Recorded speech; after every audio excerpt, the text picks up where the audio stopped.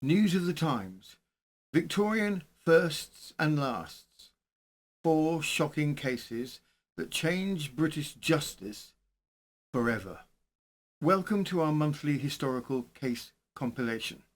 Across nearly a century of British justice, certain cases didn't just shock the public, they shifted the system itself. Moments where the law, the courts and even the gallows paused, recalibrated or crossed a line for the very last time.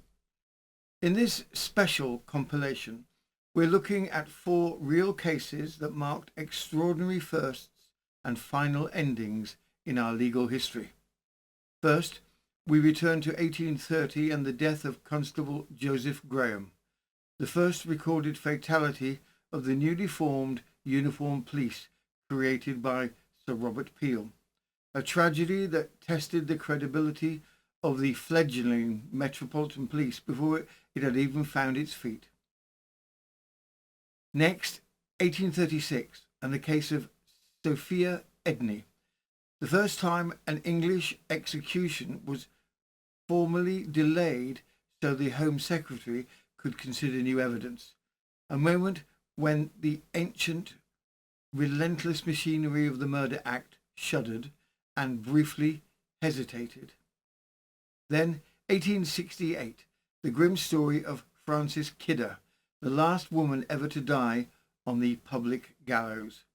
Her execution would bring an end to the spectacle of public hanging in Britain forever.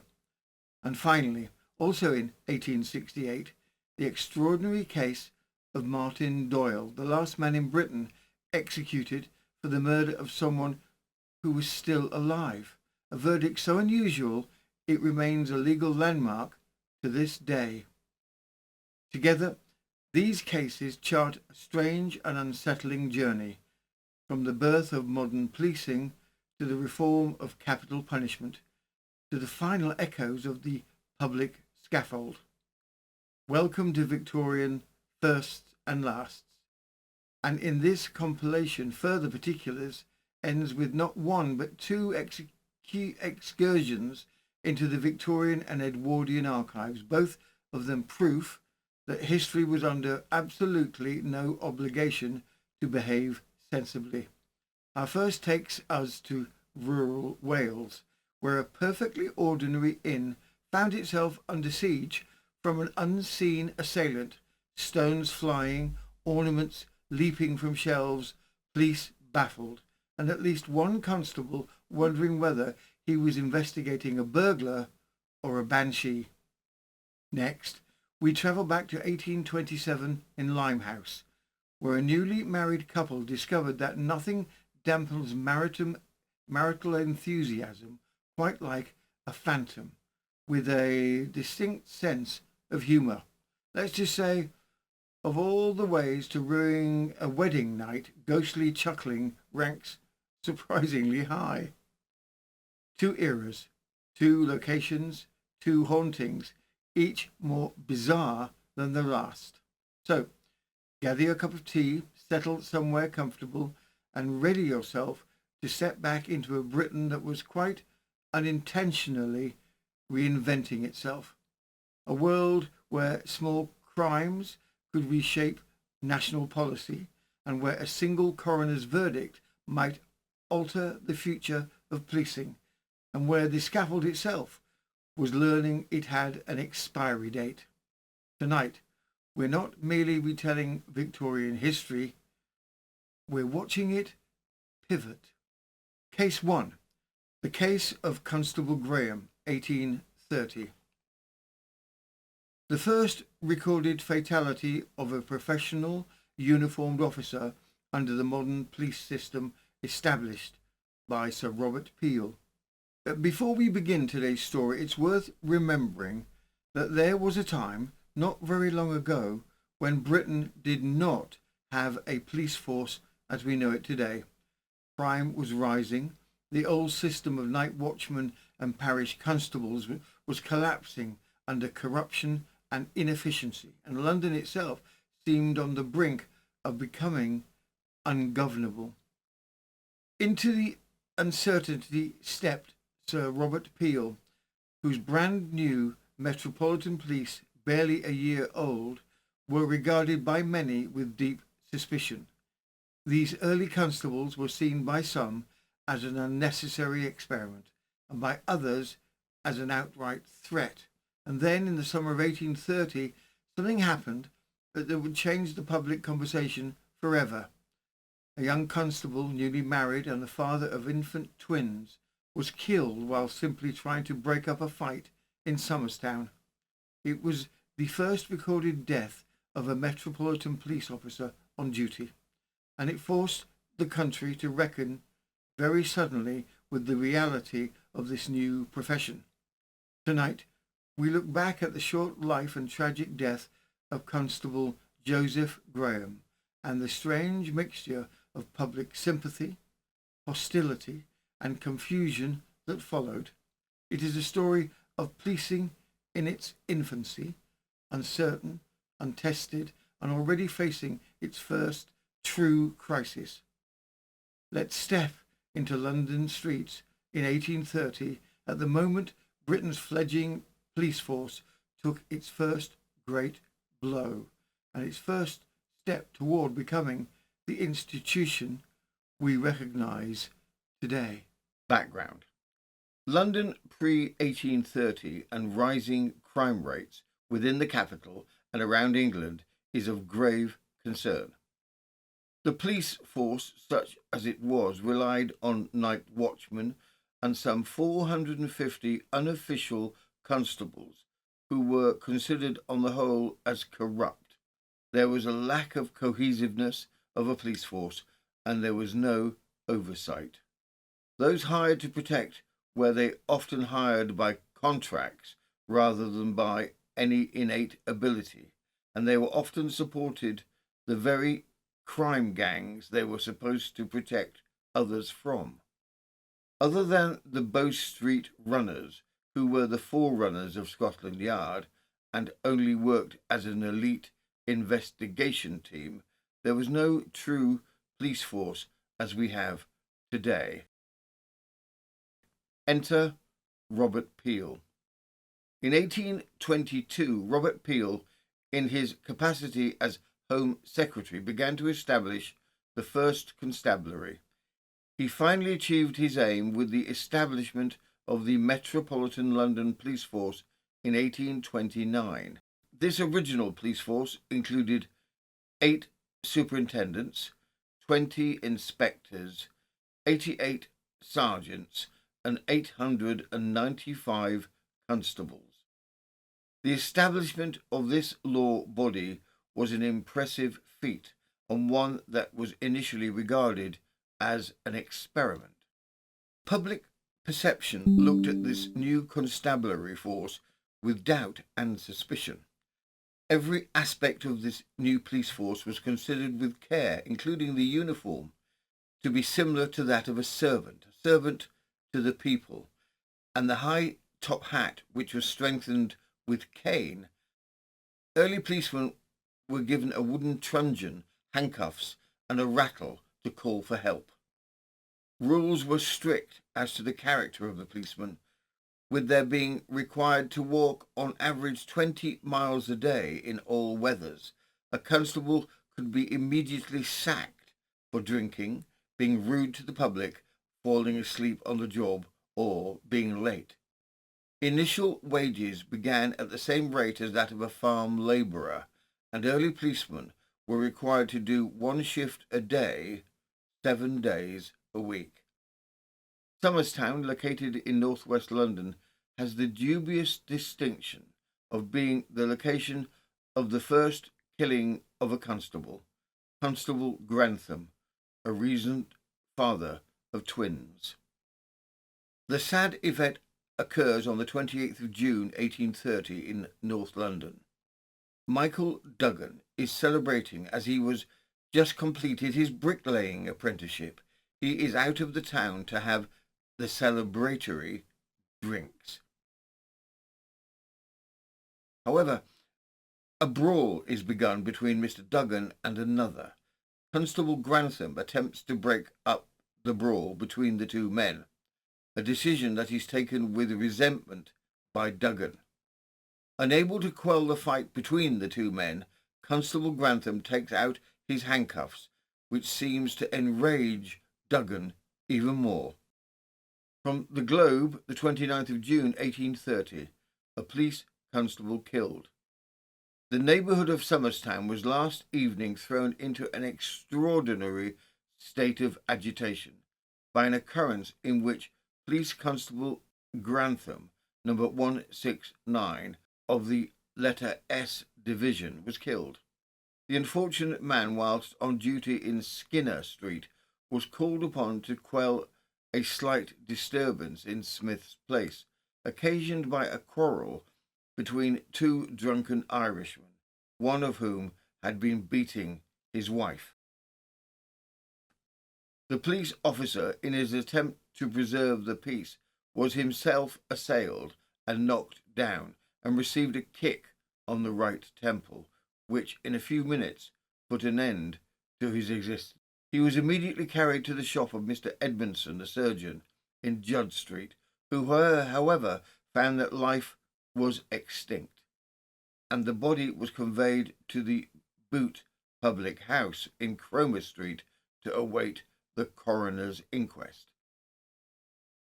Michael Duggan, who is alleged to have inflicted the fatal blow, was immediately secured by the police and conveyed to the station house in Phoenix Street, and in the course of the evening was removed to the principal station of the S Division in Albany Street, Regent's Park. He is a tall and rather good-looking young man who has just completed his apprenticeship to a bricklayer in Somerstown. Constable Grantham.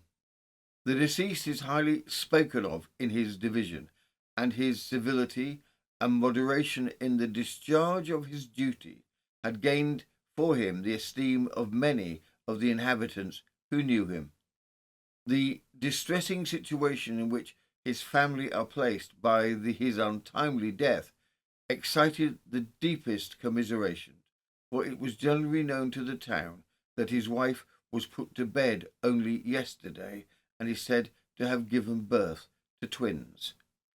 It was feared that any communication that might by accident reach the poor woman respecting her bereavement might have a fatal effect upon her.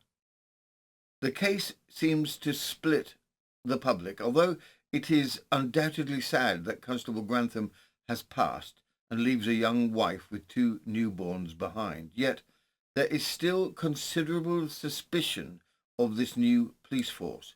He did not need to get involved, seemed to be the thinking. The story is taken up by other papers, although with inaccurate facts of the story reported. From the Freeman's Journal, the 2nd of July, 1830. One of the new police killed.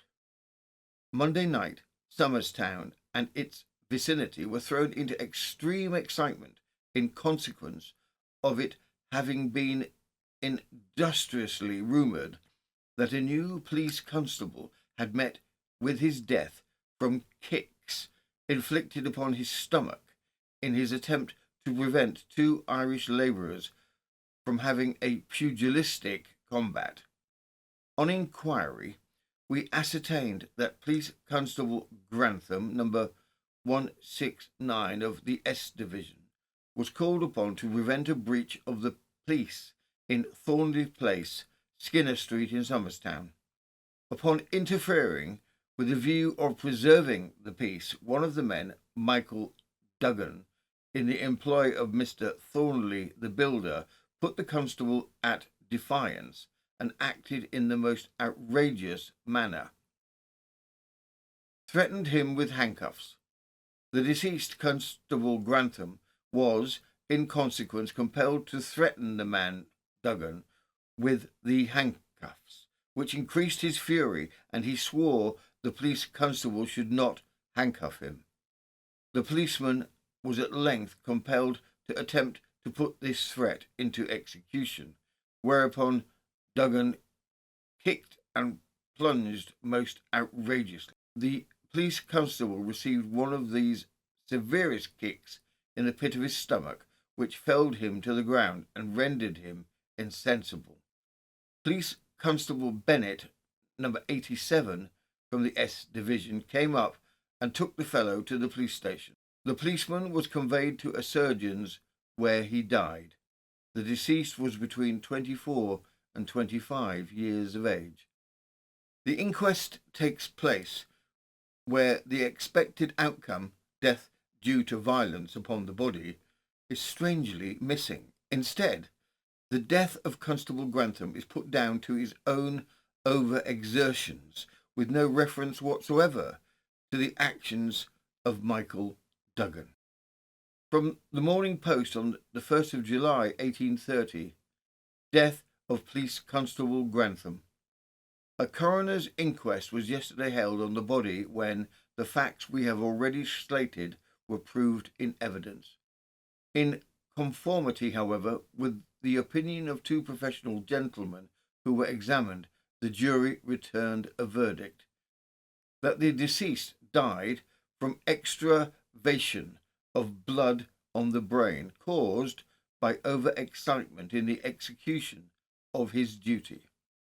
From other news reports, one can hear the sympathy with the accused, who, after all, had a good character and had only been out celebrating the end of his apprenticeship. From the Salisbury and Winchester Journal, the 5th of July 1830, on Tuesday, Michael Duggan was remanded at Marylebone office on the charge of having killed Joseph Grantham, a police constable number 169 of the S Division. The deceased entered the police on February the 10th and was of a very good character. The accused is a bricklayer, and his apprenticeship expired on the day of the melancholy catastrophe. In celebrating it, he got intoxicated and he killed the deceased. He appears extremely affected. The prosecution team are utterly dismayed by the verdict and instead force a change of verdict that Constable Grantham had died by violence and placing the blame squarely on Michael Duggan. From the London Courier and Evening Gazette, the 5th of July 1930, Michael Duggan. Michael Duggan, whose real name is Galvin, was brought from the new prison in Clerkenwell to be finally examined before Mr. Griffith respecting the death of Joseph Grantham, the policeman. An inquest was held upon the body on Wednesday night at the Boot Public House in Cromer Street, Somerstown, and a verdict returned that the death of the policeman was by an extravasation of blood upon the brain produced by exertion in the discharge of his duty. Mr. Griffiths was not satisfied with this decision, and, after taking more evidence that the deceased received violence at the hands of the prisoner, he committed him for trial. Although the chief prosecutor had changed the charge to that of murder with a view to putting Duggan on trial, the populace is not with him. There is a strong chance, especially with the sympathetic medical report, that if anything, Duggan will be let off completely. The charge against Duggan is changed from murder to assault on both the now deceased Constable Grantham and his fellow constable on the scene, Constable Bennett. The case is brought before the trial on the 10th of July, 1830. From the Morning Advertiser, the 12th of July, 1830. Michael Galvin was charged with assaulting Joseph Grantham and William Bennett, two of the new police. The unfortunate man Grantham died on the spot, and as it was supposed that his death was the result of the injuries he received from the prisoner, the latter was finally committed by Mr. Griffiths of the Marylebone Police Office for wilful murder, but the superintendent surgeon of the police, being decidedly of the opinion after a post-mortem examination that the deceased died of apoplexy brought on by the exertion and excitement of the moment. All ideas of proceeding for murder were abandoned, and the present prosecution substituted instead. The jury found the prisoner guilty upon both indictments. The chairman, after an impressive address, in the course of which he told the prisoner he had had a very near chance of taking his trial for murder, sentencing him for 6 months' imprisonment for the assault on Grantham and 6 weeks additional imprisonment for the assault on Bennett. The relatively minor slap on the wrist incurred by Duggan was looked at with real dismay by the prosecuting team. It is believed that one reason the crime was not taken more seriously was possibly due to a residual uneasiness regarding the constabulary force, as it was still so new. Historically, within England, Constable Grantham is remembered as the first constable to be killed on the job, and is honoured as such within the histories of the police force. The spreading of a police force across the country. It did not take long for the value of Peel's experiment to quickly become evident. The Municipal Corporations Act was passed in 1835 that made it a requirement for royal boroughs to establish their own constabulary. This was quickly followed by the Rural Constabulary Act, which allowed country areas to establish a constabulary, with Wiltshire proudly being the first county area to establish their own police force. The police force we have today within Great Britain is in large partly based on the early constabulary establishment in 1830. We offer our remembrance and respect to Constable Grantham. Case 2. The case of Sophia, Edney, 1836. The first formally recorded postponement of an execution in England to allow the Home Secretary time to consider new evidence and public appeals.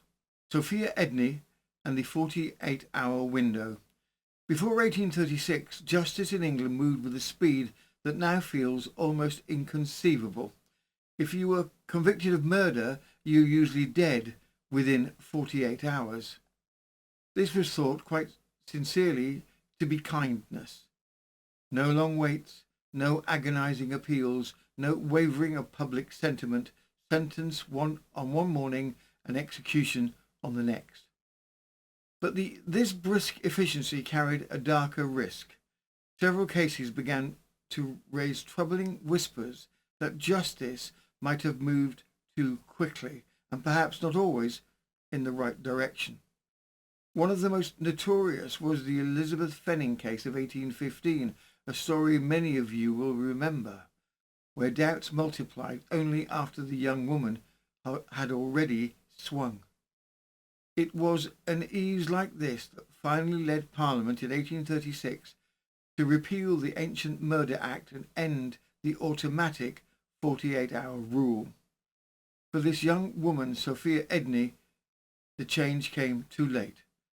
Her story sits at the strange, uncomfortable hinge between the old world and the new, a time when execution could still be carried out with extraordinary haste, when scientific testimony was only just beginning to become a decisive force in the courtroom, and when arsenic, that quiet Victorian favourite, was slipping far too easily into the domestic sphere.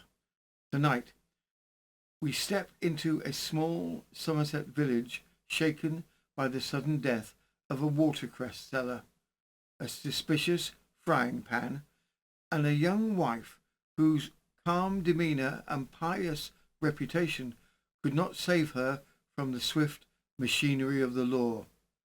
This is the case of Sophia Edney, a story of speed, suspicion, and a justice system on the brink of change. Background: 48-hour conviction.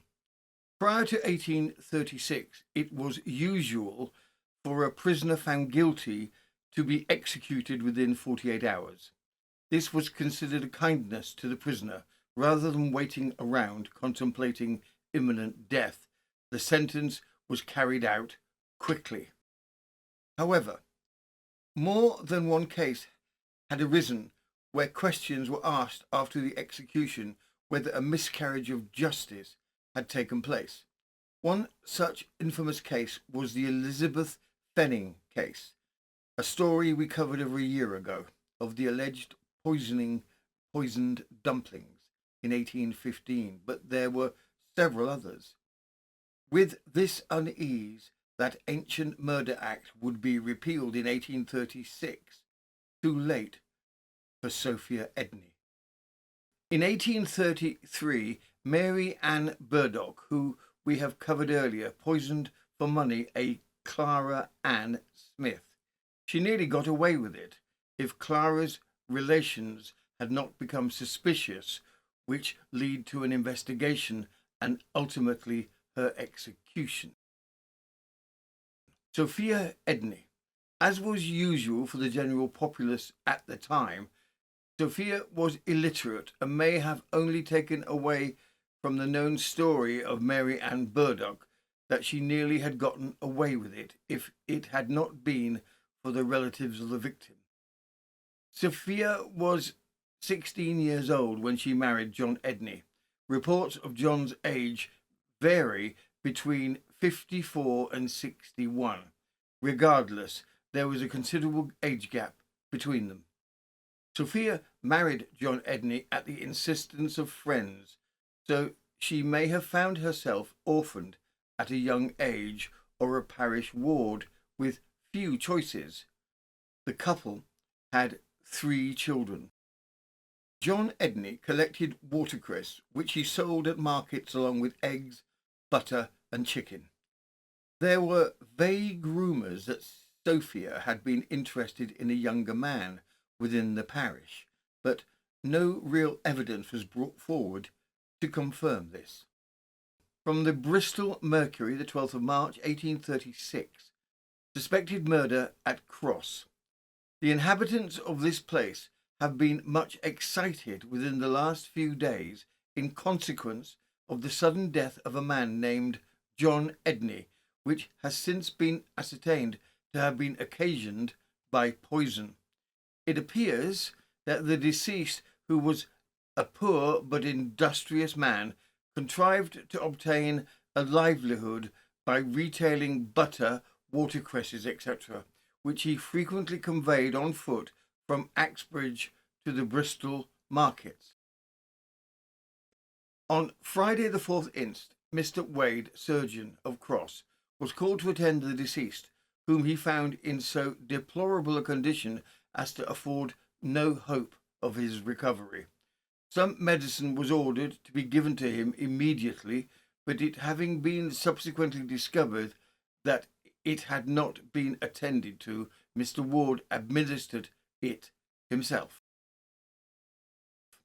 From the symptoms of the disorder and other circumstances, Mr. Wade suspected that the dying man had partaken of something which had caused his illness, and upon questioning him, he stated that he had been unwell on Thursday, but was taken much worse on Friday after eating some fried potatoes prepared by his wife. Notwithstanding every effort was made by the medical gentleman to afford relief, it proved unavailing, and the unfortunate man continued rapidly to decline until the next morning, when death put an end to his sufferings. Immediately after this event, Mr. Wade proceeded to analyse the scrapings of the frying pan, which he had previously taken care to procure, and, after applying various chemical tests, succeeded in establishing the presence of arsenic. Mr. Wade then proposed the opening of the body, which he accordingly did in the presence of Mr. George Bees. The stomach was ulcerated and had the appearance of containing poison. Upon part of it being subjected to the tests, the results were the same as in those of the particulars of potatoes. Under these circumstances, the coroner of the county, D. Ashford, Esquire, was written to, and he immediately issued his warrant for the apprehension of Mrs. Edney, and summonses for a jury to hold an inquest, which accordingly took place on Tuesday morning last at the White Hart Inn, when the particulars above stated were adduced in evidence, and it was disposed by Mr. Allen, druggist at Axbridge, that the prisoner had lately purchased at his shop at 2 different times a pennyworth of arsenic, which he stated was for the purpose of killing rats. Mr. Wade, having suggested to the coroner and jury the propriety of obtaining the opinion of some scientific person, they immediately adopted the resolution of adjourning the inquest until Friday, in order that time may be allowed for the examination of the stomach by Mr. Herapath of this city. This was accordingly done, and part of Wednesday was occupied in the investigation, which took place at the medical school in Park Row, when the result fully proved the correctness of Mr. Wade's statement. Mr. Herapath was to have left Bristol for Cross yesterday morning to attend the inquest, but in consequence of the absence of 2 of the jurors, occasioned by the interment of a relative, it was further adjourned to 12 o'clock this day. The prisoner, who is about 23 years of age, was apprehended on Monday last and remains in the custody of the Constable for the 100.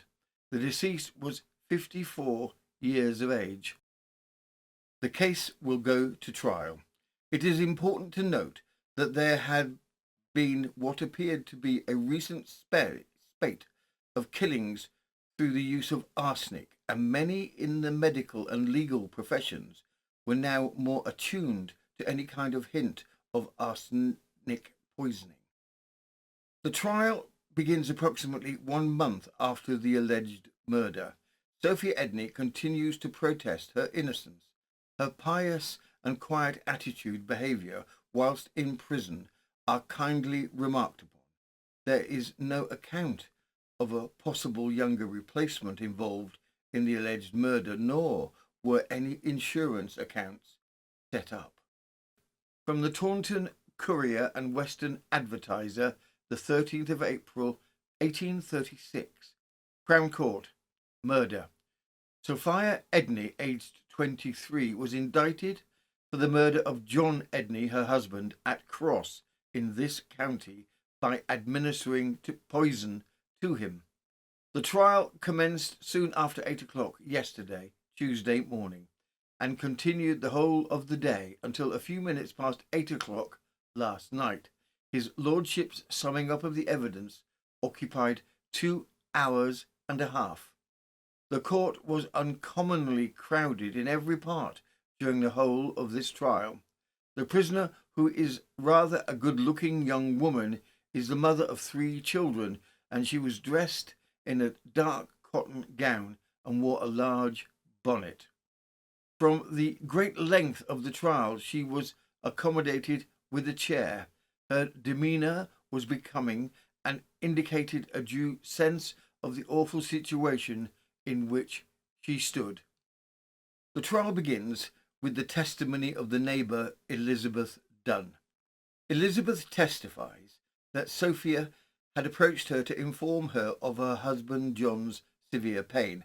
Sophia states that it is an old stomach complaint that has returned, but much more severely, possibly an ulcer, or, as she would later falsely state, was reported by the doctor inflammation of the kidneys. Elizabeth dutifully goes to the house to see if she can help with John's recovery. She sees him terribly unwell and unable to hold down anything, including milk, orange juice, or his requested mutton broth. Elizabeth notices some gruel in a cup that was being fed to John, teaspoonful by teaspoonful, by his dutiful wife, Sophia. He complained that the gruel burns his mouth. From the Taunton Courier and Western Advertiser, the 20th of April, 1836. Assize Intelligence. Somerset Lent Assizes, Crown Court. The trial of Sophia Edney, the Cross murder. Sophia Edney was indicted for the wilful murder of her husband, John Edney, on the 2nd of March last, at the parish of Compton Bishop. Mr. Payne, Mr. Jardine, conducted the prosecution, and Mr. King and Mr. Lake the defence. Elizabeth Dunn. I live at Cross and did so March last. John and Sophia Edney were neighbours of mine. Wednesday, the 2nd of March, Sophia came to the house and told me her husband was very ill. I was at dinner. I asked her what was the matter with her husband, and she said he was very sick and could keep nothing in him. And she said he wished he was in heaven. This was the first time that I heard John Edney was ill. I'd seen him that day between 9 and 10 in the morning. He was at a distance from me, coming up a drove with a basket in his hand. He gained his livelihood by gathering watercress and selling butter and eggs. I did not see her again till Thursday morning at 9 o'clock. She told me that John was very ill and asked me to come and see him. I went and saw him and found him very ill in bed. The prisoner was then with me, and I asked him what was the matter with him. And he said he was never so bad in his life. He said he could take a little mutton broth if he had it, and I told him I would get him some if he could make use of it. I advised him to send for a doctor, and his wife wished him to have a doctor. He was sick while I was there twice. He brought up apparently milk. I stayed there about half an hour and then saw him again between 2 and 3, and he was much the same when I left him. I asked the prisoner if she had been for a doctor, and she said yes, but he was not at home. Elizabeth encourages Sophia to contact the doctor before she goes home to make the requested mutton broth. When she sees Sophia next, she asks if the doctor has come. Sophia states he has, and that he has said that John was suffering from inflammation of the kidneys. Elizabeth continues, he, John Edney, complained of a pain in his belly and asked me if I had got the mutton broth, and I said, no, not yet. There were other persons living in the house except the prisoner and her husband, and I saw some gruel in a teacup in the room. I went to Axbridge. I asked her what the doctor said, and she said he would say that there was an inflammation on the kidneys. The doctor arrives and prescribes powders for him, but John continues to worsen. It is not known whether Sophia actually used any of the doctor's powders that were prescribed. Elizabeth Dunn witnesses some of John's last moments. Elizabeth recounts, I saw a skillet on the hob and some gruel in it. It was boiling. I saw the prisoner take out some gruel out of the skillet and put it in a teacup. She brought it up to the bedroom. We lifted John Edney up in the bed, and she gave him a teacup full of gruel in his hand, and he took part of it. And he said, Sophia's gruel did not taste like mine. It tasted so much of the ginger that it burned his mouth. He didn't take any more of it. I saw him again between 3 and 4 o'clock in the afternoon. Prisoner went upstairs with me, and he complained very much of the pain in his belly, and he wanted to move about. He repeated twice that Sophia's gruel was not like mine.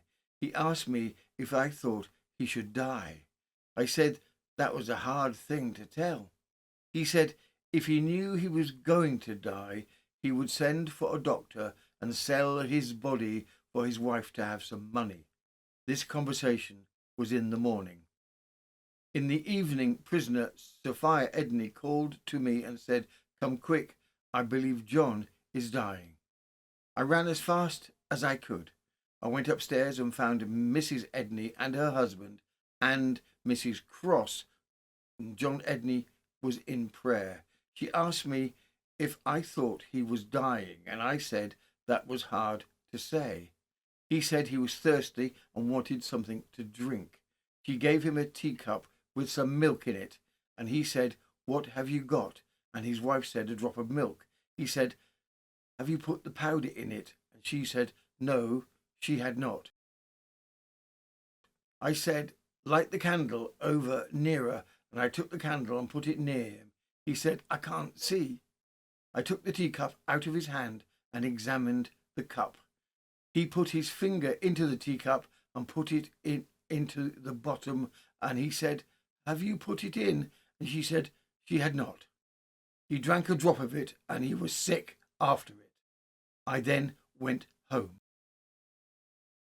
The next witness, Elizabeth Collins, friend of the Edneys, disposed that she witnessed the extreme pain John underwent, and John's reportedly stated belief that the medicine given to him by the doctor was burning his insides.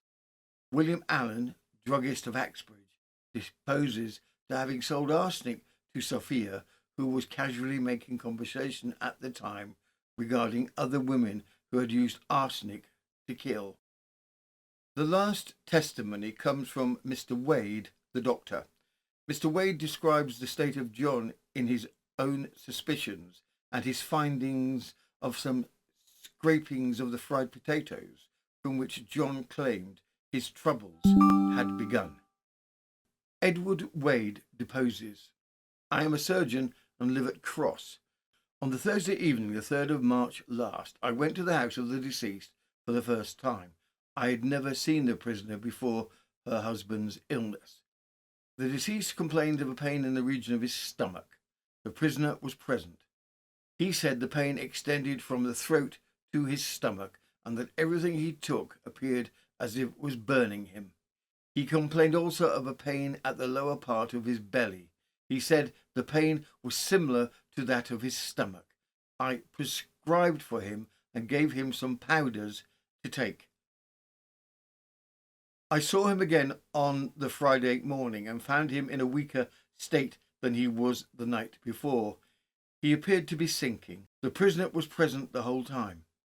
I questioned him whether he had taken anything poisonous in food, and he said he had not. I then asked him if he had eaten anything in the shape of watercresses which might have been poisonous, and he said he had not. I then asked him if he had partaken of any vegetable that might have been copper. He did not know that he had. The prisoner told him that he had had some greens which were boiled in a copper saucepan, and also said that if the greens had hurt him, they must also hurt her. On the Friday morning, he said he experienced a little relief.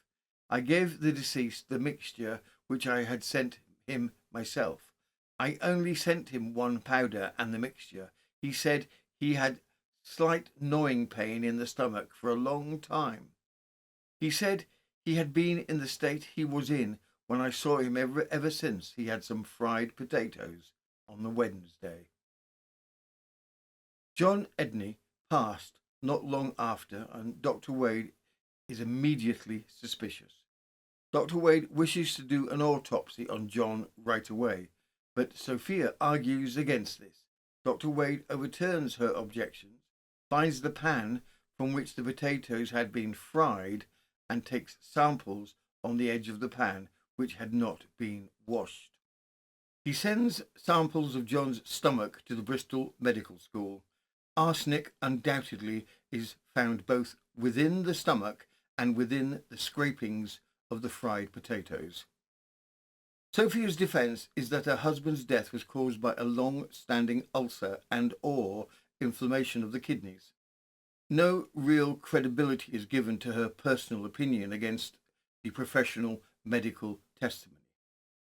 It takes the jury 13 minutes to find Sophia Edney guilty for the murder of her husband.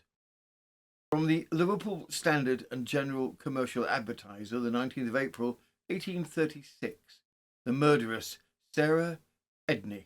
This wretched woman, who was convicted at Taunton Assizes for the murder of her husband and executed on Thursday, made a full confession of her guilt immediately after the trial and stated the time and manner of administering the poison to him, thus fully corroborating the evidence of the witness.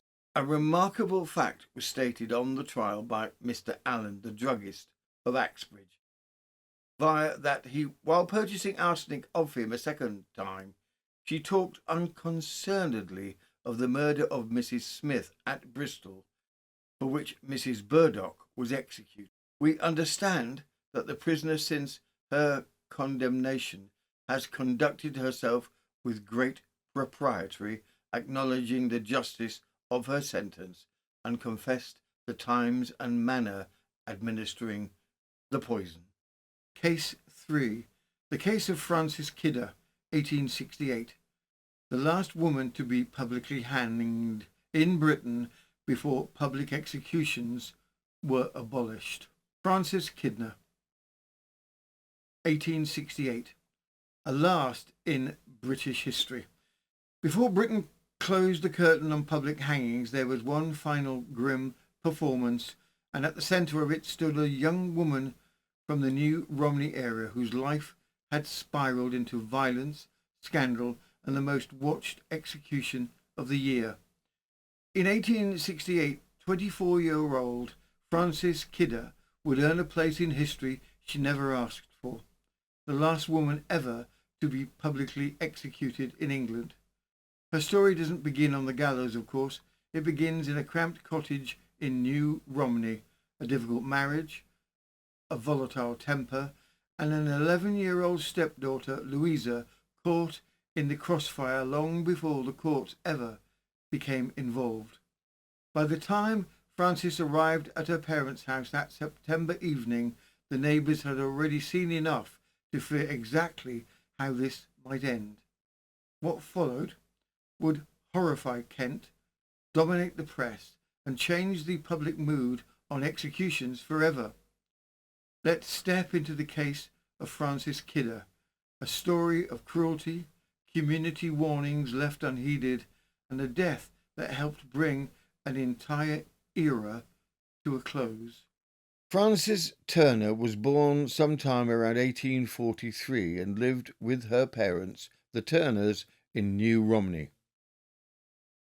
William Kidder, known potato seller in the area, had been connected with a common-law wife. The mother died, leaving him with two children, Louisa, an 11-year-old girl, and a young son. The young son went to live with his grandparents, and 11-year-old Louisa came to live with her father. 20-year-old Frances Turner had a relationship with William Kidder, which resulted in her having an illegitimate child. Rather than being brought before the magistrates for payment, in 1865 William married her, as not bad-looking, but possessing a fiery temperament. Her age was given as 21 in the court testimony, and they lived in Hythe.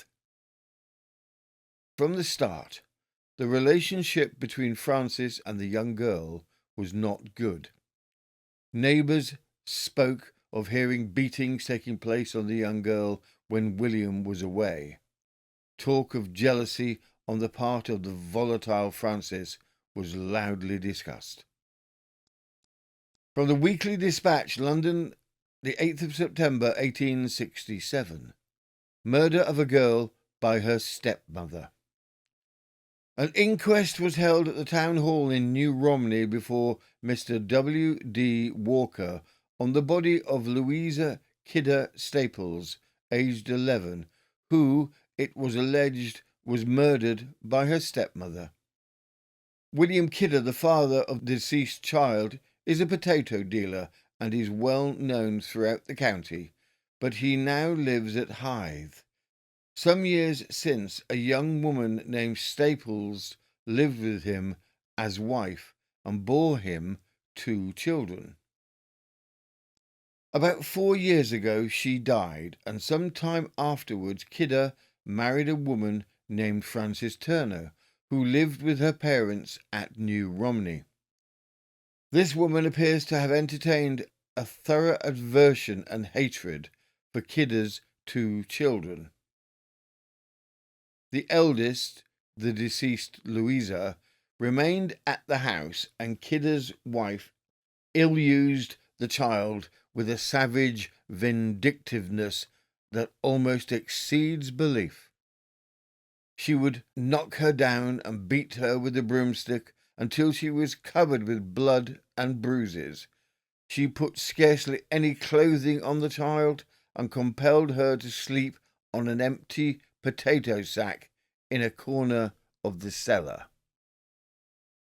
Francis Kidder allowed the 11-year-old Louisa very little victuals, and on many occasions all the child had been given to eat during the day was a slice of bread and butter. She avowed that her intention was to kill the child, and stated to a woman living in New Romney that she thought those whom you did not want to live never would die.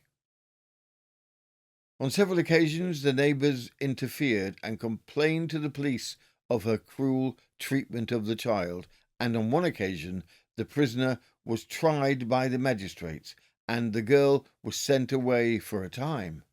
But Francis Kidder, neglecting to keep the payments up to the parson who had care of her, the girls were then sent home again, and the cruelty recommenced. Frances decided one day to go and visit her parents in New Romney, approximately 9 miles away from Hythe, where they resided. She took with her her own small child, Rhonda, and the 11-year-old Louisa. Her husband, William Kidder, would come with his cart and collect them a few days later. From the Kentish Gazette, the 3rd of September 1867. Shocking murder of a child and barbarity of a stepmother. There is but too great reason to believe that a dreadful crime was committed at New Romney on Sunday night, and that this crime was only the sequel of a long course of barbarities intended to shorten the life of the unfortunate victim. The statements made by persons who have witnessed the cruelties practised by the woman upon the unfortunate child whose death she is now accused of having caused are heartrending at the extreme. The circumstances are as follows. On the eastern side of the town of New Romney, close to Dymchurch Road, is a cottage occupied by a man named John Turner, who has a family of 13 children, some of whom are grown up. Among them is a daughter named Frances, who 3 years since, in 1864, married a man named William Kidder, a potato dealer residing at Hythe. Kidder had previously lived with a woman whose real name was Staples, and whose parents lived at Sellinge, but who had passed as Kidder's wife. About 4 years ago, this woman died, leaving him with 2 children, the eldest of whom is a girl named Louisa, 11 years of age, has, it is believed, just been murdered. After the death of the woman Staples, Kidder contracted an intimacy with Frances Turner, and the result was that she gave birth to a child. A summons was served upon Kidder in order that the child might be affiliated upon him before the magistrates, but before the case came on for hearing, he came over to New Romney and married the girl, Frances Turner, and of course the summons fell to the ground. Kidder must soon have repented his marriage, for he and his wife quarrelled and fought to such a degree that different occasions they made their appearance before the authorities at Hythe. He sometimes accused his wife, and sometimes his wife accusing him, and the latter was in perpetual trouble with her neighbours, summonses before the magistrates, and complaints to the police of her conduct being of constant occurrence, so that, quote, "the kidders again," unquote, has been a frequent heading in our Hythe news. The following are some of the occasions on which she had been charged before the magistrates. August the 31st, 1865, she was convicted and fined 15 shillings, including costs, for assaulting an old woman named Elizabeth Baker, who seems to have offended her by acting kindly towards the deceased child, Louise Kidder, and giving her some victuals. On December the 7th, 1865, she was fined for wilfully breaking 2 panes of glass in the house of a neighbour named Potter, a relative by marriage of her husband's. Mrs. Kidder, it appears, was wont to amuse herself with throwing brickbats over the wall at an infant of Potter's, and luckily on one of these occasions the brickbat went through a window and enabled Potter to prosecute her and put a stop to it. She was suspected of pouring a pail of water down Potter's chimney while he was sitting beside the fire, and she is accused of cutting up the harness of her husband's cart and then declaring another person had done it, whereby she got this person punished. On February the 15th, 1866, she was fined for assaulting her stepchild, Louisa Kidder. May 24th in the same year, she was convicted and fined for wilfully damaging a window, curtain, and pinafore, the property of William Henniker. And on June the 21st, she was again fined for wilfully damaging a pair of trousers belonging to William Henniker. She has also made her appearance at court on other occasions beside those mentioned, irrespective of the disputes between herself and her husband. Among other accusations made against her, it is said that her husband had to conceal his money to prevent her helping herself to it, and that on one occasion she found where it was and went and bought herself a number of expensive dresses. Kidder's youngest child by the woman Staples was taken care of by the grandfather and grandmother at Sellinged. Eldest, the 11-year-old girl Louisa, remained with Kidder and his new wife, Frances Kidder. Mrs. Frances Kidder seems to be a woman not only of violent temperament, but of very cruel and malicious propensities. She conceived the strongest possible hatred for the unfortunate child Louisa, and wreaked her vengeance upon her unceasingly. In short, the testimony of the neighbours goes to show that her deliberate aim must have been to kill her by ill treatment. For days together she gave the poor child nothing more than a slice of bread and butter to eat, and she would not allow her to sleep in a bed, but made her pass the night on a sack in the corner of a damp floor, and when her husband filled the sack with chaff, she shot it out again. The beatings she gave the child were awful. Day after day the neighbours could hear her thrashing the child heavily with a stick, and the poor girl screaming with agony, and the child had been known to get away from her and rush out of the door covered with blood and bruises, and take refuge with some one of the neighbours, who have sheltered her for days altogether.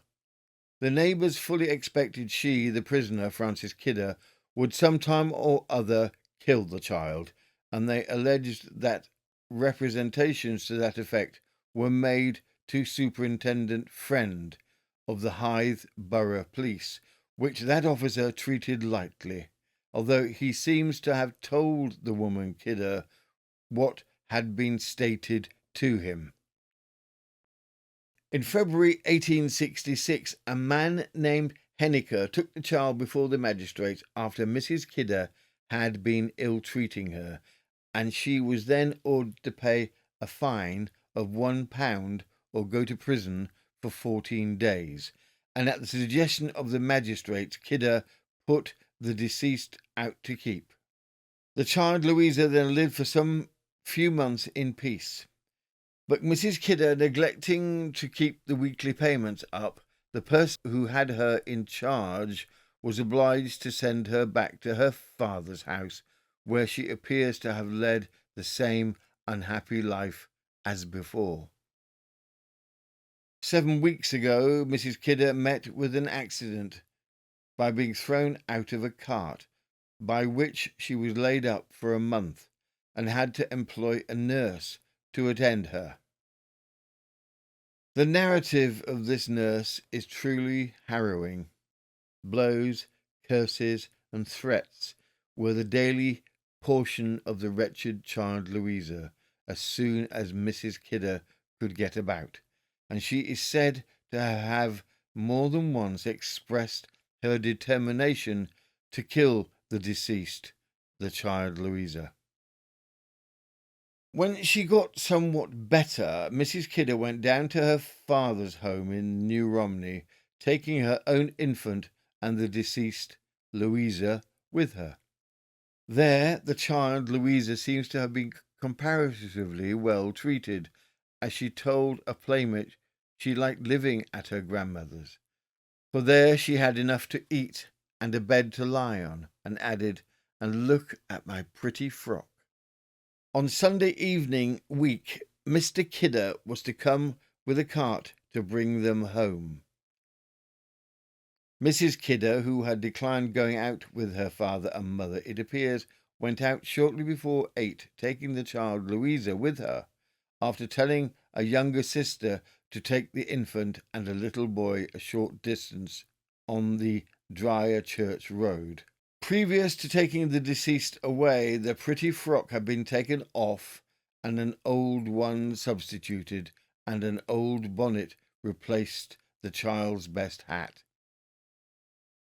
On Turner and his wife returning home and finding Mrs. Kidder and the child Louisa absent, they were somewhat alarmed.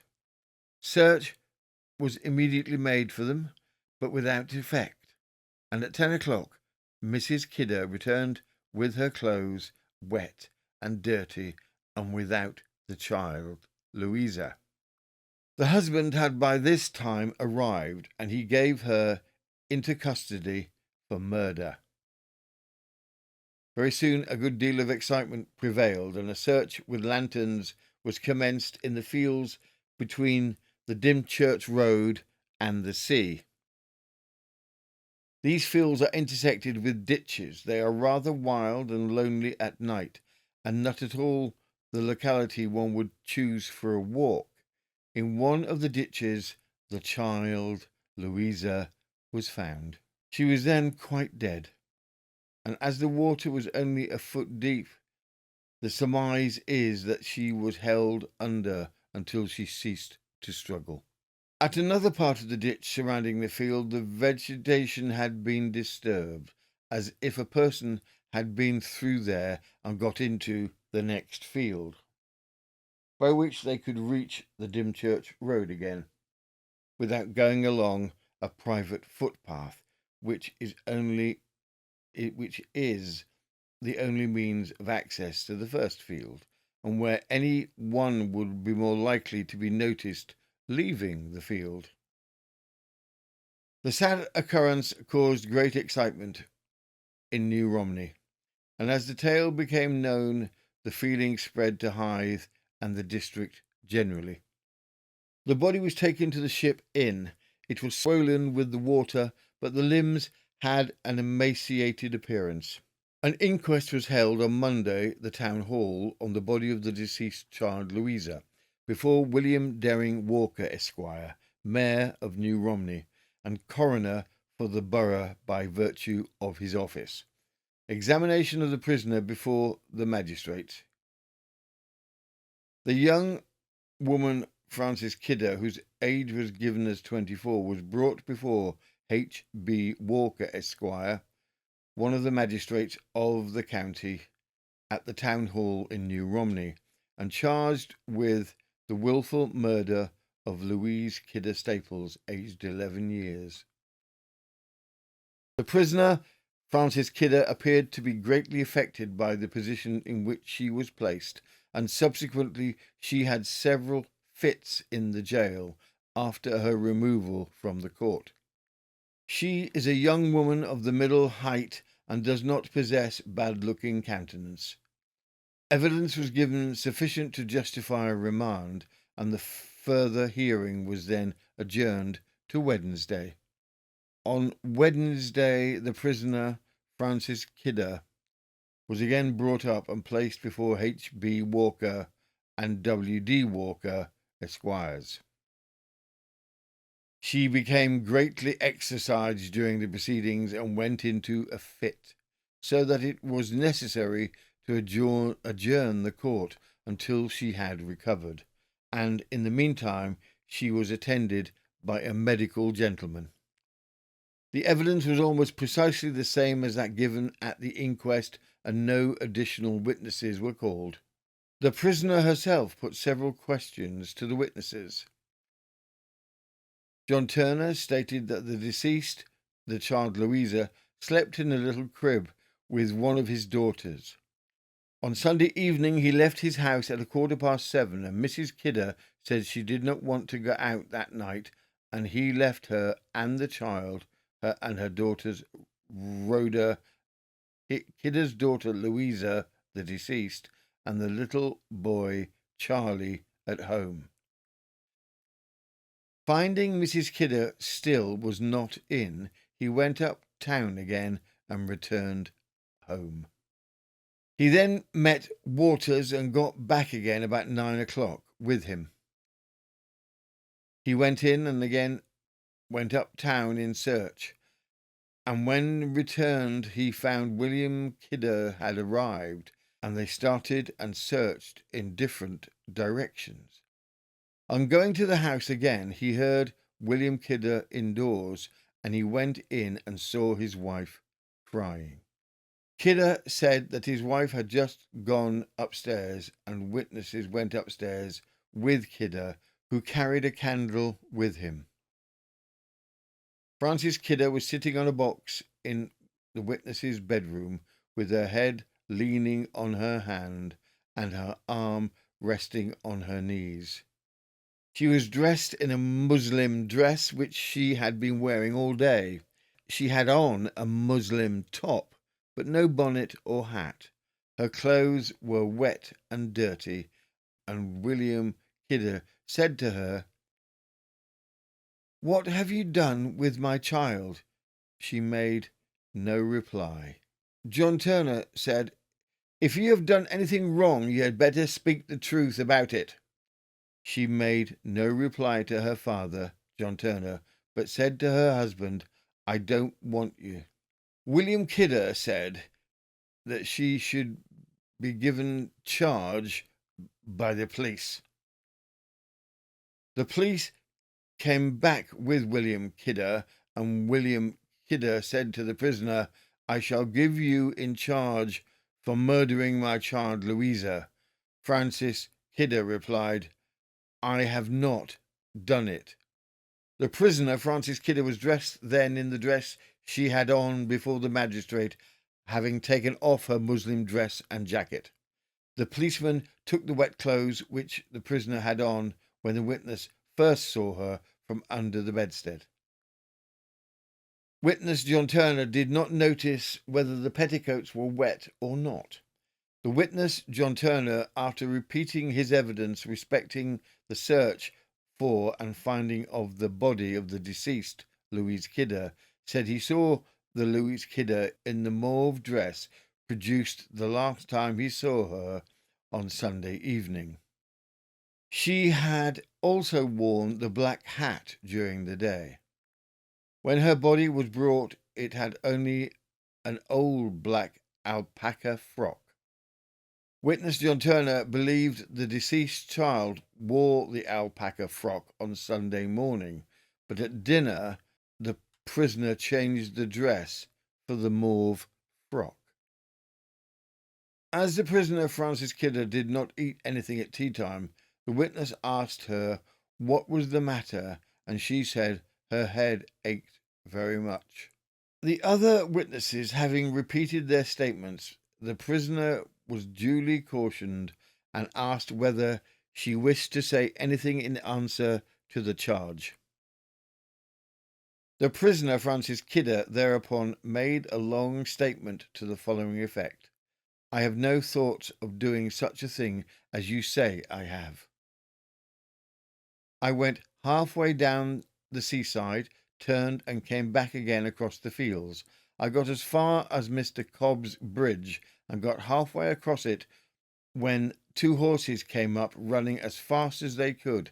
The child ran along the bank and then fell in. I heard her go in, and I then jumped in to try and save her, but she was further along than where I went in. I screamed for help, but no one came. I was some time before I got out, and when I did get out, I ran home as fast as I could and told my mother what had happened. While I was going home, I did not see anyone. I had no thought of doing such a thing. I had been laid up, and I brought the child down for a change along with myself. We walked down from Hythe, and it was dark nearly all the way down. It was nearly 11 o'clock before we got there. The prisoner's object was to show that she had the opportunity to destroy the child when coming from Hythe, if she had been inclined to do so. We should not have stayed so long at Romney, but I expected my husband down. He knew where I was gone, but he never liked to come down here at all. I took the child thinking it would be a change for her as well as for me. I've always done my best for them all. He, her husband, William Kidder, always said if he got half a chance, he would serve me out and tell any lie against me. He once ill-used me very much and locked me out of doors. I had him up for it, and he had been again on me ever since. His child has been with us for 2 years. I did my best for her in getting her clothes and keeping her clean and sending her to school. I could not do as I would have done because I had no means. He, her husband, would not let me have a farthing. The clothes I had before I married him. Gentlemen, I call it heartbreaking to anyone to come up and tell the same as that girl, Jane Smith, did, and never to her, Jane Smith, gave testimony regarding the abominable treatment of Louisa. Also, that soldier, Corporal Sage, saying he came to my house for tea, which I never saw him before. I have always kept myself respectable before I was married, and I have more so since, for my living. I never did anyone any harm, nor yet wish them any. I have endeavoured to do my best by everyone, and if I could help my friends, I have always done so.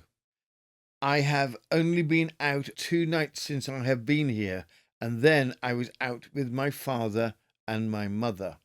I have not been out since, till Sunday last night, when I went out to meet them. I never cared to go out here. I wanted to get home again, and I was expecting my husband down.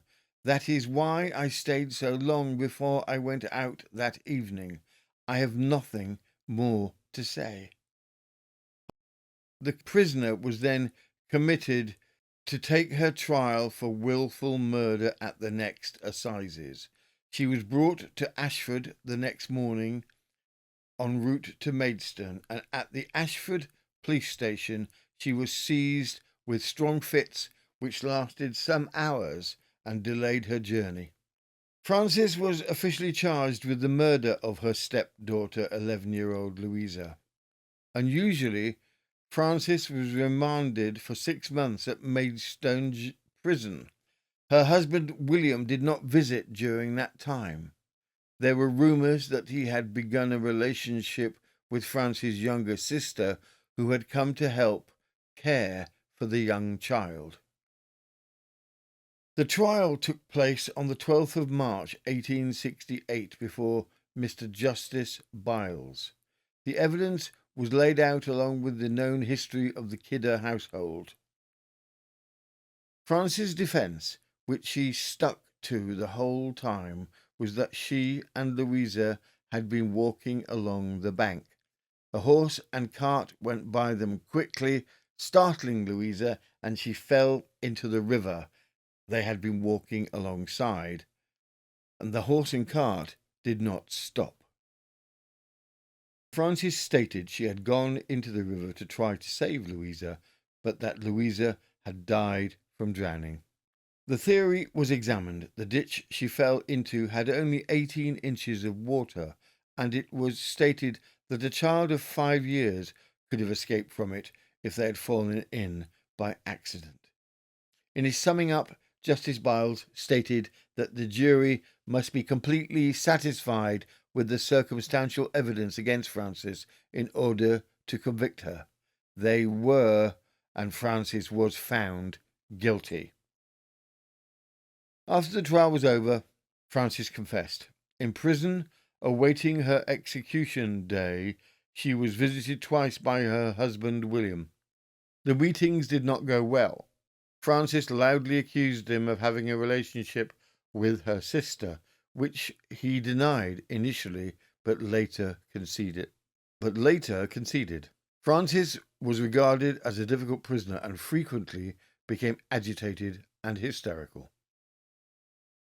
On the 2nd of April 1868, the gallows was erected outside of the prison. There was an estimated crowd of some 2,000 spectators. She is known to have struggled whilst hanging for several minutes, as was common with Calcraft execution.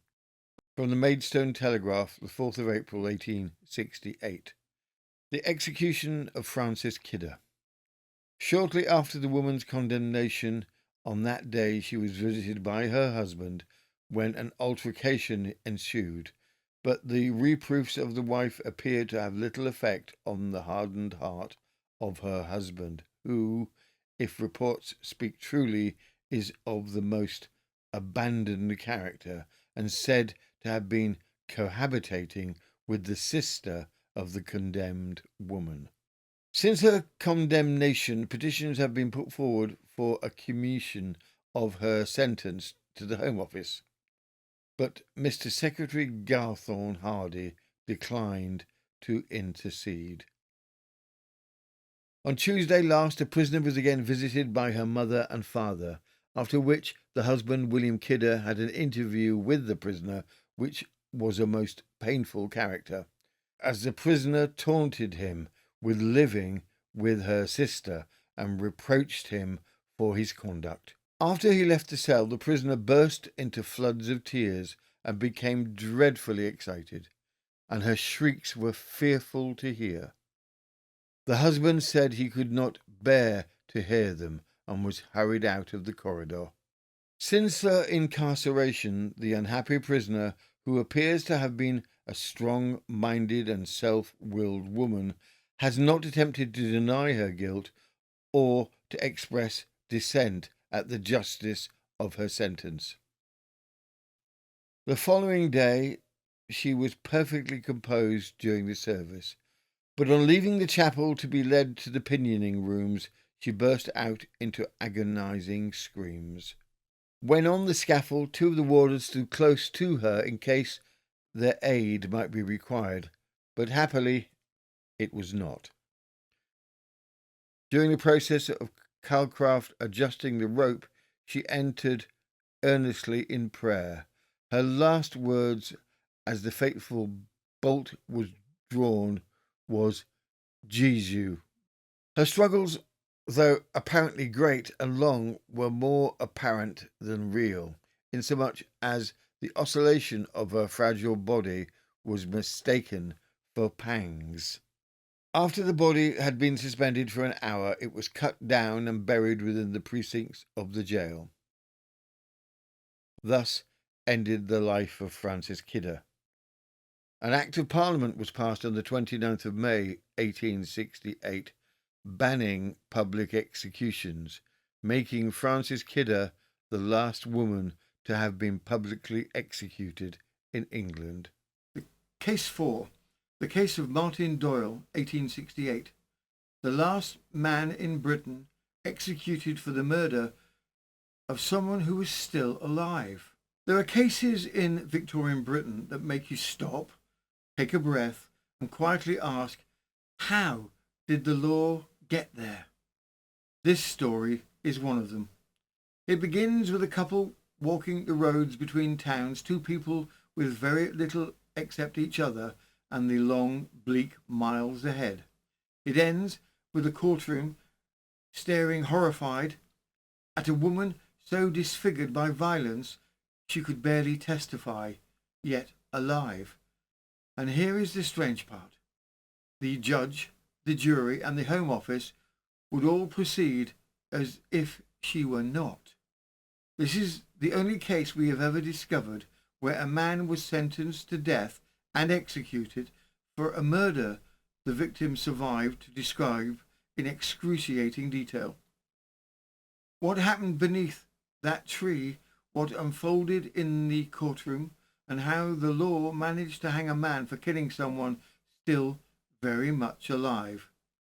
This is our last tale in this compilation of firsts and lasts.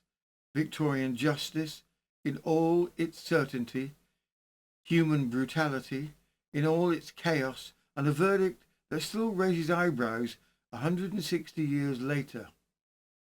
Let's begin. Martin Doyle's case stands as a rare instance in the annals of British legal history, marked by a sentencing of death for attempted murder, a sentence deemed fitting by a jury gripped by the horror of his crime. The trial, chronicled in vivid detail by the press, unfolded with the victim herself taking the stand, despite her ailing condition, her appearance described as ghastly, with a countenance marred by deep scars, sent shivers through the courtroom, evoking a collective sense of revulsion. Background.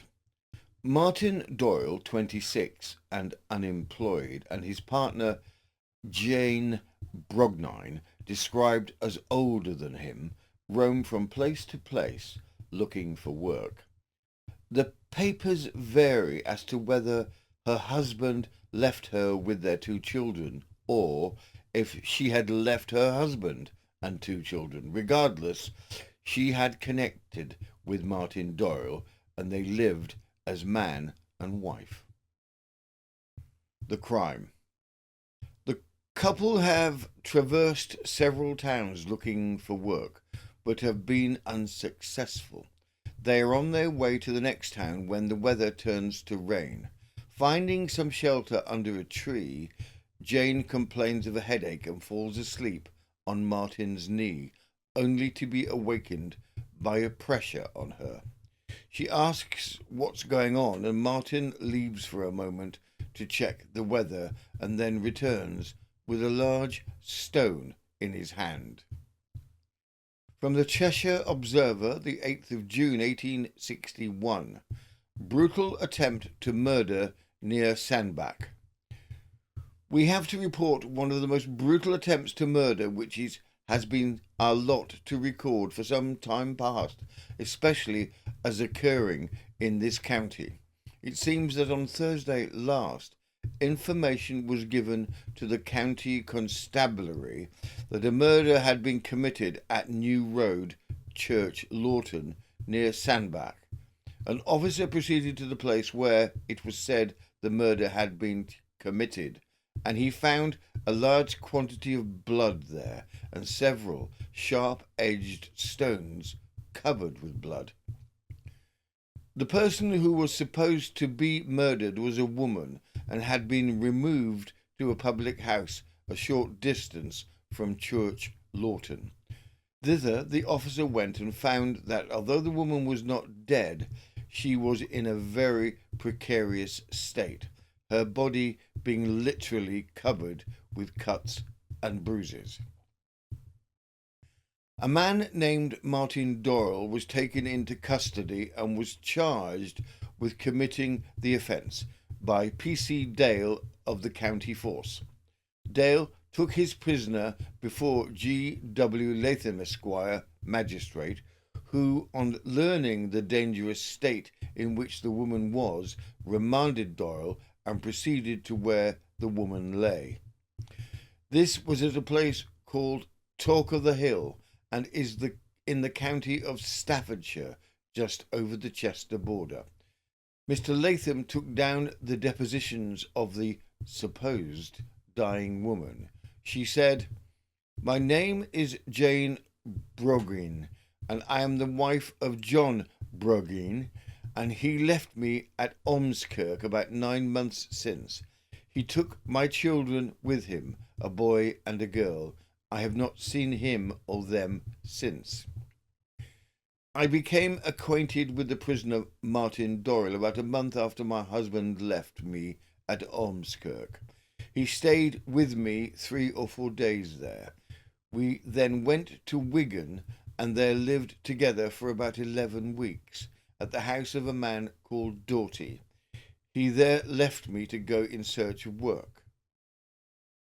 After many travels for several days, we came through the Lindley toll gate between 1 and 2 o'clock. We then came to a hollow place on the side of the road. It was raining fast. We sat down under a tree about 5 or 6 yards from the turnpike road.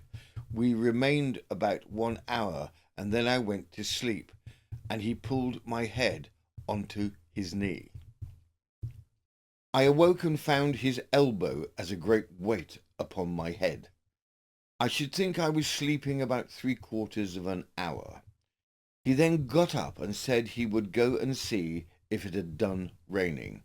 He came back with a great stone in his hand and stood at the back of a tree. He threw it at my head, and it knocked me down and made me feel quite silly. I then shouted and put up my hands and said, "Don't! What is that?"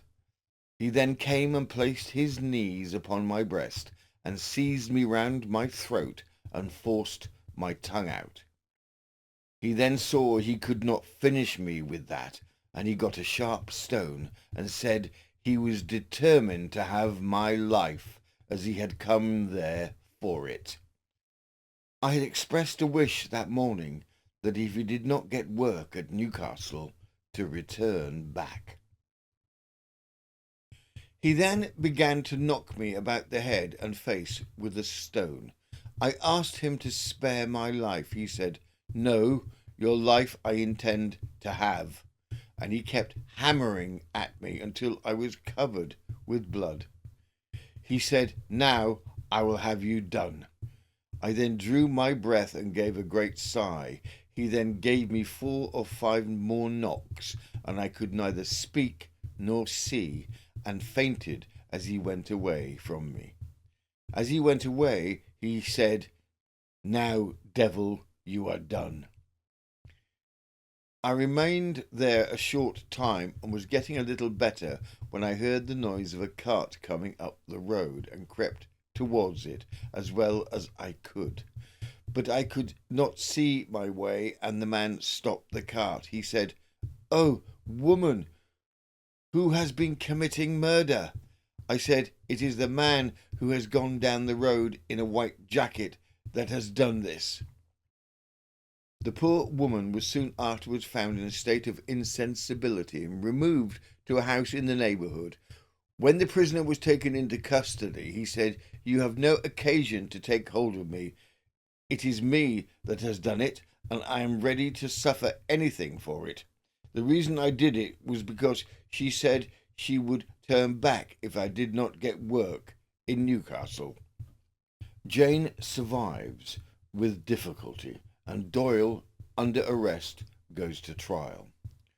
It was said that her face was so badly cut up it was difficult to understand how she had survived. Doyle led his own defence and badgered Jane mercilessly on the stand, despite several warnings by his own counsel that he was doing himself no favours. Jane, with the doctor by her side, had to be revived several times during the brutal questioning by Doyle. From the Cheshire Observer, the 10th of August 1861. Attempt to murder. Brugnine turned the times she was giving her evidence and was accompanied with a seat, she still being too weak to stand. Her face bore evident marks of the outrage committed upon her, and restoratives were given to her several times during her examination. The jury found the prisoner guilty of cutting and wounding with attempting to murder. With the not unexpected verdict of guilty by the jury, the surprise is the sentencing of the judge for execution, although Jane had survived the attack. From the Cheshire Observer, the 31st of August 1861, the execution of Martin Doyle. On Tuesday morning last, Martin Doyle, who our readers will remember was at the late assizes condemned to suffer the extreme penalty of the law, was executed in front of the city jail. A petition and memorial bearing about 400 signatures had been sent up to the Home Office, praying that the sentence might be commuted, but no answer was received till the morning of the execution.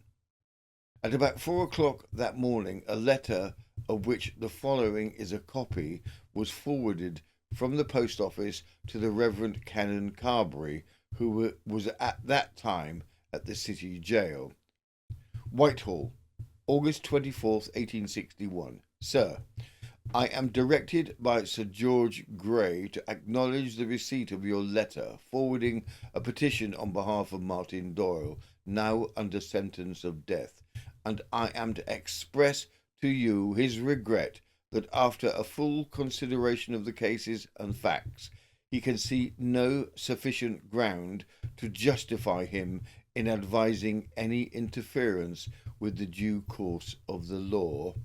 I am, sir, your obedient servant, H. Waddington.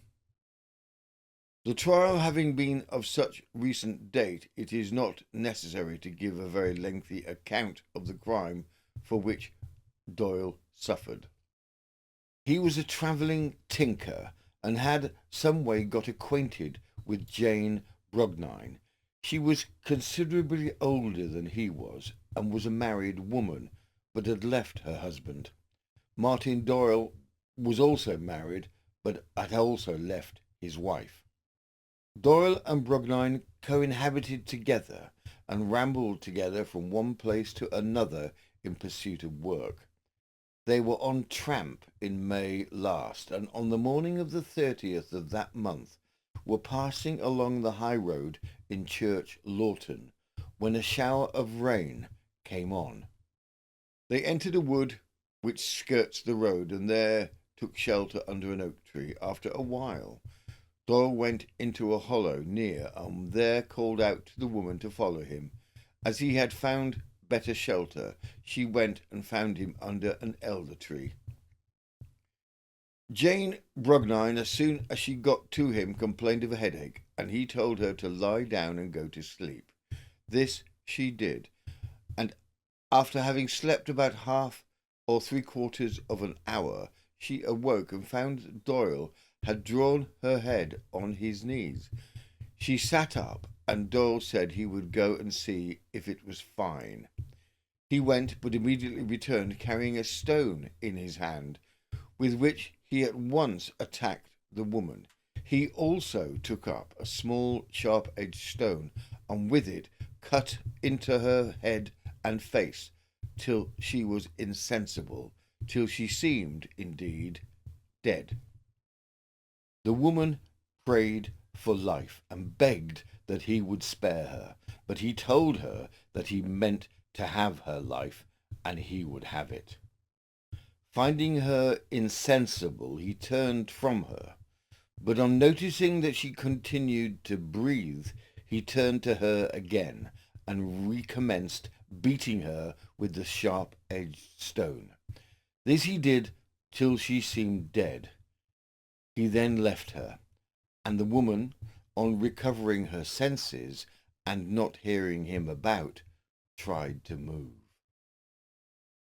She heard a cart passing along the road and cried out to the driver, but fearing that he could not hear her, she crawled out of the hollow to the roadside, where she was seen and picked up.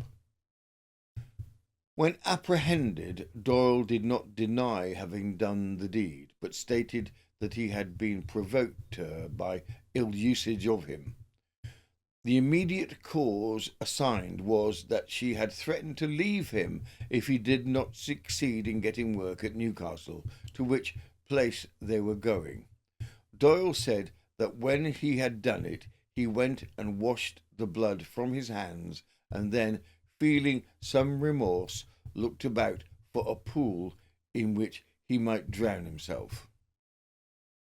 Our readers will remember the trial, how the woman, although 3 months had elapsed since Doyle had attempted to take her life, was so faint that a seat had to be provided for her on the bench, and with the doctor, to whose skill she owed it that she was a living woman, in immediate attendance upon her.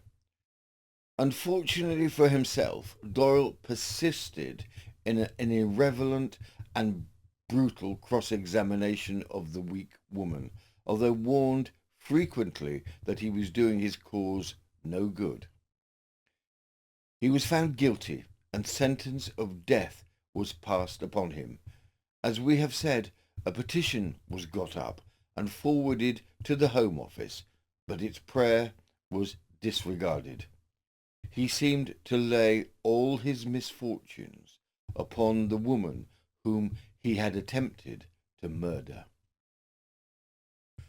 Calcraft, who had been sent for to officiate as the law's last minister, arrived in the city about 4 on Monday afternoon, and at once proceeded to the jail, where he stayed the night. He was up early in the morning and was seen in the jailer's kitchen. His appearance was such as contrasted much with one's ideal of the repulsiveness and general low type of a character appropriate to one holding his office. He is a respectable-looking man, somewhat above the middle height and rather stout. His bearing was staid, and the mode of his treating his victim was throughout humane. Outside the jail, the preparations consisted of a barrier which was fixed in the road in front of the jail, and all Mr. Hill's staff of policemen were sent to keep order. At the time, there would be about 3,000 people present. The crowd behaved in a very orderly manner. He being pinioned, the procession moved on again. He mounted the steps to the drop with as much alacrity as he were rushing to some rare sight, and whilst there again wished to address the people, he was dissuaded by the priests and by Calcraft. He did wave his hand to the people, and after he had shaken hands with the priests and with Calcraft, he had previously done so with the sheriff and the other officials, the cap was drawn over his face and the rope adjusted round his neck. All the time he stood perfectly still, with his body quite erect, and there could not be noticed even a tremble throughout his frame. Calcraft descended, the bolt was drawn, and Martin Doyle had ceased to exist. His death must have been instantaneous, as no movement or convulsion of any kind took place. Some further particulars. In today's strange story, we are in Wales, where a local inn is being bombarded by missiles from an unseen hand. Local constables are called in, but they are baffled. From the Sunday News, the 16th of January 1910, antics of a vicious spook spends time in hurling missiles at inn, and in otherwise making himself or herself most disagreeable. Cardiff, January 15th. A quaint tale of a spook comes from the small Carmarthenshire village of Llanarthony, and in this case the ghostly visitant seems to be peculiarly vicious, missiles being hurled through the air by an unseen hand. The mystery happenings which have terrified the peaceful villagers have taken place at the Emmeline Arms Inn, and a local correspondent says appearances go to show that this old-fashioned hotel must either be haunted or that an exceedingly marvellous conjurer has been able to completely defy police and other detentions. On Wednesday night, just after closing the inn, Mrs. Meredith, the landlady, whose husband was spending his holidays in North Wales, was pelted with stones as she was tending the cattle.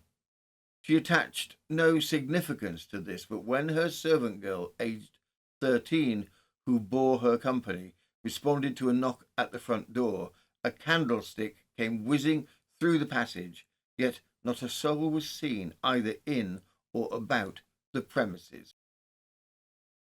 More mysterious still, various missiles were presently hurled from every quarter of the kitchen, and, terrified in the extreme, Mrs. Meredith, and she shrieked for help. Mrs. Jenkins, wife of the village constable, and her sister-in-law, Miss Jenkins, hurried to the house of mystery at midnight, but so eerie were the antics of the presumed visitant from the spiritual world that neither dared enter the inn nor would others venture therein until the arrival at 2:30 a.m. of Police Constable Gwilym Jenkins, who had cycled through the colliery districts on duty. He believed that his services were needed to arrest a burglar, but search where and how he could, no person could be found. Although he heard the trampling of padded feet on the stairway and in the upper chambers, bottles fell at his feet and were smashed, says our correspondent. A heavy black varnished stone ornament jumped off a bedroom mantelpiece and fell close to his head as he was looking under the bed for a burglar, and stones which had been immersed in white lime went hither and thither in a most inconceivable fashion, while teapot covers and covers of other things came hurtling down to the astonishment of the constable, his wife, sister-in-law, post-office officials, and the occupants of the inn. The spectators, it is said, saw a polished box fall from Meredith's waistcoat, which was hanging in the kitchen. This waistcoat was ironed by Mrs. Meredith on the previous evening, and she could not have failed to notice the box had it been there. At 3:30 in the morning, mistress and maid sought refuge in the house of a mason employed by the Earl of Cawdor, who owns the inn. But when they returned the following morning with the constable, the mysterious happenings were resumed. These occurrences were witnessed by other people, including the vicar and the curate of the parish. Constable Jenkins, who has been in the Carmarthenshire Constabulary about 9 years, asserts that this narrative is true in detail, and that it is not the imaginings of Christmas hilarity, for the spectators were perfectly sober, and he is a strict teetotaler himself. The whole affair is simply inexplicable. The constable had the house surrounded by workmen, and had a burglar been at the inn, he would have been captured. Further particulars: 2. 1827, and a young couple settle down into bed in their new accommodation. As they embrace, demonic chuckling sound emanates from the room, putting a true damper on the possibilities of connubial bliss. From the Australian, the 24th of August, 1827. The neighbourhood of Limehouse, like the Highlands in the good old days of the Bogles, has, it seems, been haunted for some months back by a most refractory and incorrigible phantom. The facts of this afflicting visitation are simply these. A Mr. and Mrs. Dickinson took a small house in October last at the upper end of Church Street, but scarcely had they passed the first half of the first night in it when a sort of a loud chuckling laugh, the very sound which, if you could fancy a grasshopper intoxicated, he would no doubt make, was heard, proceeding as it seemed from the bedroom closet. Now, it so happened that the bedroom of this worthy couple had no closet, whereupon, being puzzled to account for the phenomena, they were naturally exploring the whole house from top to bottom. Still, no explanation was afforded.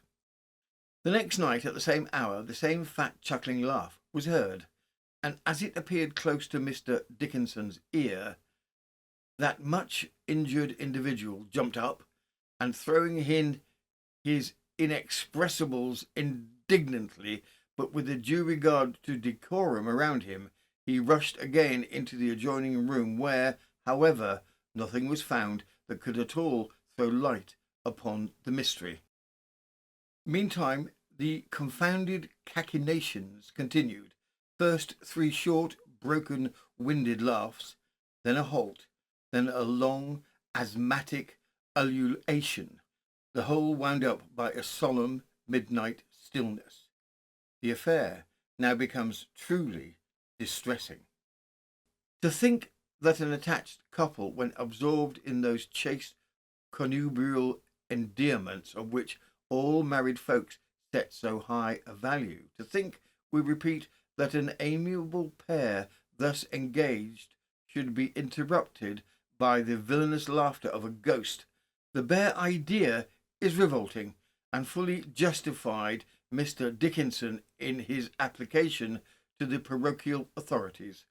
This he did on the 3rd night, but alas, what can a beadle or even a parish clerk avail against the evil one? Every night, albeit a brace of undaunted constables kept watch in Mr. Dickinson's apartment, the cacophonous interruptions continued till the whole set were fairly laughed to scorn. Now this was some weeks back, but the noises, we should observe, are heard up to the present time, though as they may have appeared more asthmatic of late, it is hoped that their fiendish owner may one night break his wind and die.